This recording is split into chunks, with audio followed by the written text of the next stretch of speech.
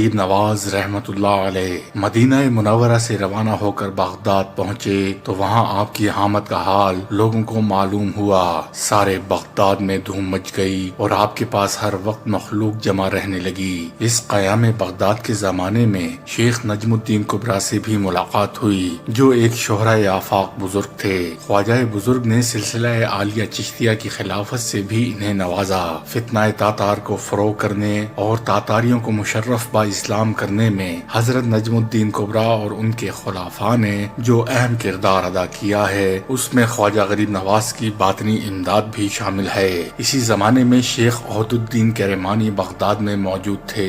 وہ خود خدمت خواجہ میں حاضر ہوئے اور روحانی فیض حاصل کیا۔ عہد الدین کرمانی رحمت اللہ علیہ نے حضرت خواجہ غریب نواز سے خرقہ خلافت حاصل کیا اور حضرت شیخ شہاب الدین عمر سہروردی نے بھی خواجہ بزرگ کی صحبت سے فیض حاصل کیا۔ واضح رہے کہ صاحب سیر العارفین مولانا جمالی سہروردی ہیں، اس لیے حضرت شہاب الدین سہروردی کا غریب نواز رحمت اللہ علیہ کے فیض صحبت سے مستفید ہونا ایک وقیع شہادت ہے۔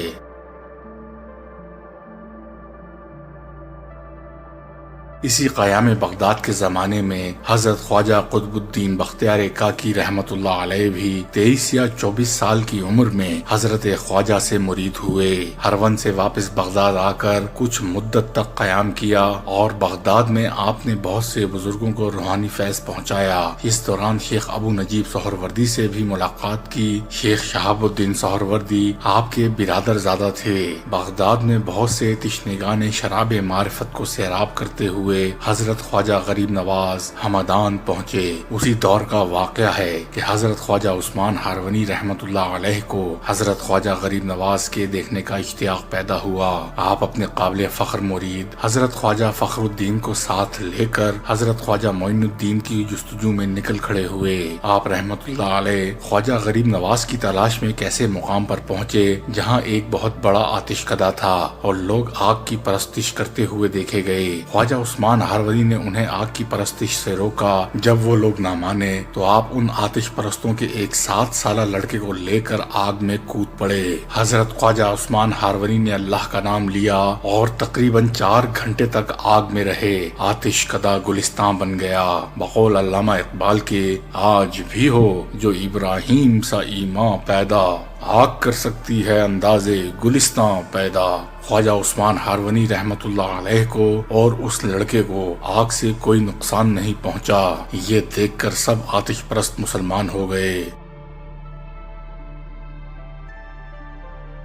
صاحب سیر العارفین اور صاحب سیر الاقطاب دونوں تذکرہ نگاروں نے یہ بھی لکھا ہے کہ آتش پرستوں کے پیر مغاں کا نام آپ نے عبداللہ رکھا اور اس لڑکے کا نام ابراہیم رکھا۔ صاحب سیر العارفین نے یہ بھی لکھا ہے کہ آتش کدہ مسمار کر دیا گیا اور وہاں ایک خوبصورت عمارت بنوائی گئی۔ وہاں ایک متبرک اور عظیم الشان گورستان ہے جہاں بزرگ حضرات کی قبریں ہیں اور ان سے فیض جاری ہے۔ صاحب سیر العارفین مولانا جمالی وہاں 2 ہفتہ تک قیام پذیر رہے اور وہاں سے بہت فیض حاصل کیا۔ وہاں حضرت خواجہ عثمان ہارونی کا حجرہ اور خانقاہ بھی ہے۔ حضرت خواجہ عثمان ہارونی رحمت اللہ علیہ کا تقریباً یہی واقعہ آتش کدہ حضرت نصیر الدین چراغ دہلی کی زبانی بھی بیان ہوا ہے۔ مختصر یہ کہ اس واقعے کی صداقت ہر قسم کے شک و شبہ سے پاک ہے، کیونکہ سبھی تذکرہ نگاروں نے اس واقعے کو اپنے اپنے انداز سے لکھا ہے۔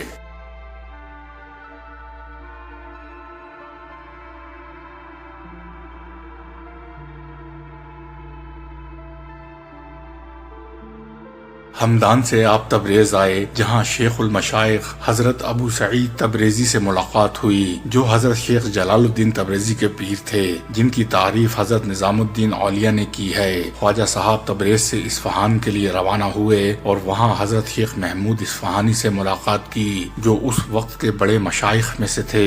حضرت خواجہ قطب الدین احمد موسیٰ اوشی سے بھی ملے۔ مہنہ و خرقان میں 2 سال تک خواجہ صاحب مقیم رہے۔ آپ حضرت ابو الحسن خرقانی کے مزار بہار پر حاضر ہوئے، خرقان سے روانہ ہو کر استر آباد آئے اور وہاں حضرت شیخ ناصر الدین استر آبادی کے ہم صحبت رہے۔ شیخ ناصر الدین 2 واسطوں سے حضرت بایزید بسطامی رحمت اللہ علیہ کے مرید تھے۔ استر آباد سے روانہ ہو کر ہرات پہنچے۔ یہاں کسی مقام پر مستقل طور سے قیام نہیں کیا، بلکہ دن بھر ادھر ادھر گشت کرتے رہتے اور رات کے وقت حضرت شیخ الاسلام عبداللہ انصاری ہروی کے مقبرے میں قیام فرماتے۔ حضرت خواجہ بزرگ اپنے پیر و مرشد کی ہدایت کے مطابق آبادی سے دور کسی قبرستان میں قیام کرتے تھے، اور جب خلق خدا میں آپ کا شہرہ ہوتا تو خاموشی سے اس جگہ کو چھوڑ کر آگے بڑھ جاتے۔ خواجہ سید فخر الدین گردیزی جو اپنے پیر و مرشد خواجہ عثمان ہارونی رحمت اللہ علیہ کی خدمت کرتے ہوئے حضرت خواجہ کو تلاش کرنے میں اپنے پیر کے ساتھ تھے، پیر و مرشد کے حکم کے مطابق انہی مقامات میں سے کسی مقام پر آ کر آپ سے ملے اور پھر آپ کے ساتھ ہو گئے۔ اگرچہ کسی مخصوص مقام کا تعین نہیں کیا جا سکتا، تاہم اتنا یقین ہے کہ خواجہ سید فخر الدین گردیزی مستقلاً خواجہ بزرگ کے ساتھ ہم سفر ہو گئے۔ ہرات سے روانہ ہو کر سبزوار پہنچے۔ اس وقت حضرت خواجہ فخر الدین آپ کے ساتھ تھے۔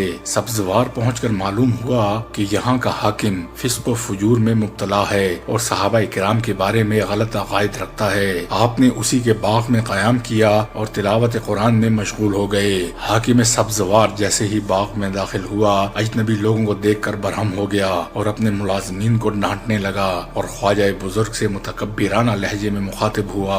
آپ نے اپنی عتاب آمیز نگاہوں سے اس کی طرف دیکھا تو وہ فوراً بے ہوش ہو کر زمین پر گر پڑا۔ حاکم کا یہ حال دیکھ کر اس کے ملازمین آپ کے قدموں پر گر کر معافی مانگنے لگے۔ آپ نے رحم کرتے ہوئے پانی پر کچھ دم کر کے اس کے منہ پر چھینٹے مارے۔ وہ ہوش میں آ گیا اور اس نے اپنے گناہوں سے توبہ کی اور خواجہ بزرگ کا مرید ہو گیا۔ حضرت خواجہ سبزوار سے ہوتے ہوئے بلخ آئے اور احمد خضرویہ کی خانقاہ میں قیام کیا۔ یہ خانقاہ بلخ میں سب سے زیادہ مشہور تھی۔ حضرت خضرویہ حضرت حاتم عاصم کے مرید و خلیفہ تھے۔ آپ نے سلطان ابراہیم ادھم اور حضرت بایزید بسطامی کو بھی دیکھا تھا۔ مولانا ضیاء الدین بلخی بلخ کے ایک گاؤں میں رہتے تھے اور معقولات کے درس میں شہرائے آفاق تھے۔ وہاں ایک باغ تھا اور باغ سے متصل ایک مدرسہ تھا جو فلسفی بلخ کی درسگاہ بنا ہوا تھا۔ حضرت خواجہ کے پاس تیر و کمان رہتا تھا۔ آپ نے اس سے ایک پرندے کا شکار کیا اور خواجہ سید فخر الدین نے پرندے کے گوشت سے کباب تیار کیے۔ صاحب سیر العارفین نے اس واقعے کو تفصیل سے لکھا ہے۔ فلسفی مذکور صوفیاء سے سخت نفرت رکھتا تھا۔ یہ نفرت دشمنی کی حد تک پہنچی ہوئی تھی۔ آپ کی آمد کا حال سن کر بحث کرنے کو آپ کے پاس آ بیٹھا۔ آپ نے ازراہ تواضع جو آپ کی عادت ثانیہ تھی ایک کباب اٹھا کر اسے دیا، جس کے نوش کرتے ہی وہ اپنا سارا پڑھا لکھا بھول گیا اور بے خود ہو گیا۔ آپ نے ایک دوسرا کباب اس کے منہ میں ڈالا تو وہ ہوش میں آ گیا۔ یہ کرامت دیکھ کر فلسفی قدموں میں گر گیا اور توبہ کرنے لگا۔ پھر مرید ہونے کی درخواست کی۔ آپ نے اسے اپنا مرید بنا لیا۔ آپ کے باطنی فیوز سے وہ درویش کامل بن گیا۔ بلخ سے روانہ ہو کر حضرت خواجہ غزنی پہنچے اور یہاں حضرت شمس العارفین عبد الواحد سے ملاقات کی۔ یہ بزرگ حضرت نظام الدین ابو المعید کے پیر و مرشد تھے۔ حضرت خواجہ ان کے مہمان رہے۔ دونوں بزرگوں نے ایک دوسرے کی صحبت سے خوب لطف اٹھایا۔ غزنی سے روانہ ہو کر حضرت خواجہ لاہور تشریف لائے۔ لاہور سے حضرت خواجہ براہ سمانہ پٹیالہ دہلی اور پھر اجمیر تشریف لائے۔ غریب نواز رحمت اللہ علیہ جب لاہور پہنچے تو داتا گنج بخش علی حجویری رحمت اللہ علیہ کے مزار مبارک سے فیضیاب ہوئے۔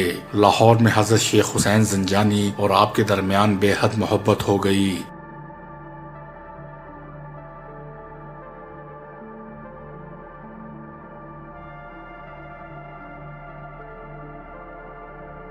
پروفیسر نظامی نے بعض مشائخ کی طرف کشف المحجوب سے متعلق حضرت محبوب الہی کا یہ قول منسوب کیا ہے۔ کتاب در نظامی فارسی میں حضرت محبوب الہی کا یہ قول ہے کہ کشف المحجوب حضرت علی حجویری رحمت اللہ علیہ کی تصنیف ہے۔ اگر کسی کو پیر و مرشد میسر نہ ہو اور وہ اس کتاب کا مطالعہ کرے تو اس کے لیے پیر پیدا ہو جائے گا۔